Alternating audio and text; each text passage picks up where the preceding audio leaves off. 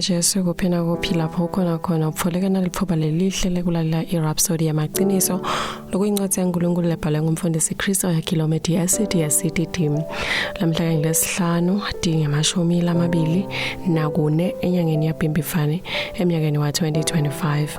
Namuhla umfundisi Kristo uthi Kristu Jesu lo wabasesikhundleni sethu. Amen.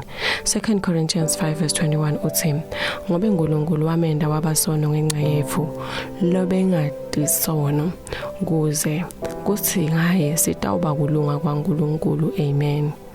Ligama lelithi kufaka esikhundleni ngisho noma lingasetshenziswa ngalokucacile emibhalweni lichaza futhi likugoca kahle lokho kafikela kutokwenda lisho kufaka imvo noma umumvo esikhundleni salomunye. Amen. Kuthatha ke isikhundla salomunye noma kubeka esikhundleni salomunye. Jesu ngekuba sesikhundleni sethu kusho ukuthi weda kutothatha indzawo yethu kuze nathi sithathe indzawo yakhe. Maye kumnanzi lokho kude umholi wenkolo lo wake wakwenda lokho kude lo wake wakwendela lomunye umuntu lokho kodwa Jesu wakwenda. Amen. Ngisho baprofetha ngaloko eTestamenteni lelidzala baprofetha ngekuhlupheka kwaKristu nengadimulo lebeyawulandzela.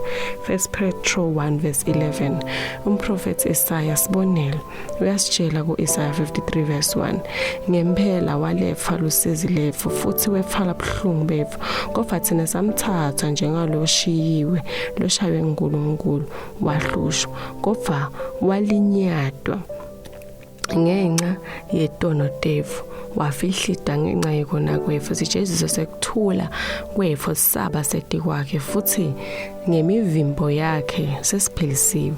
Thina sonke njengetimvu sasilahlekile nguloyo nalowo sewugucukele endleleni yakhe futhi simakathe sewabeka edi kwakhe bubi bethu sonke. Amen.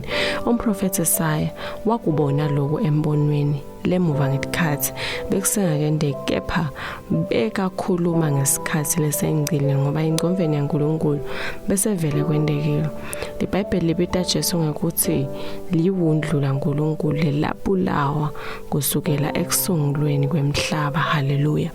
Naka ingcenye yekugcina yelivesi lesi-6 thina sonke sasedukile njengedimvu ngulo nalo agucukele endleleni yakhe futhi simakathe wabeka edi kwakhe bubi bethu sonke. Amen.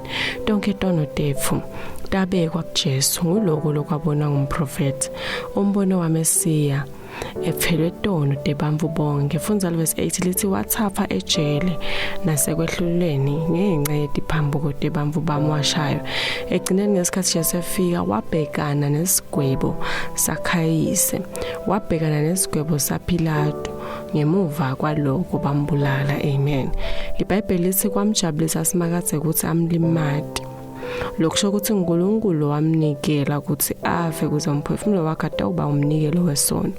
Umhlatshelo wakhe umsebenzi wakhe wekungena esikhundleni wakhe icida thina ecabanga ngaloko akumangalisi ukuthi siphila igameni lakhe lamhla sesendiwe sabakulunga kwakhe ngoba wamenda wabasono ngenxa yethu lo longazange asade sono khona sitawuba ngulokulunga kwaNkulunkulu ngaye. Sitawufunza kabanti esifundweni sethu lesilandzelako. Amen.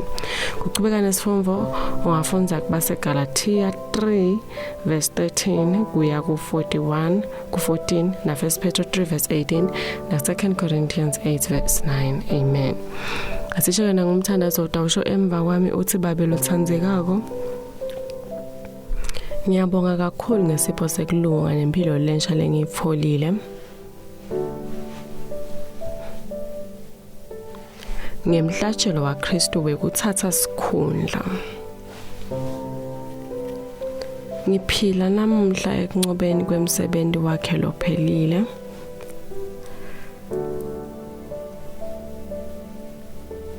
Ngicaphele ngalokuphelele ukuthi ngingubani kuye.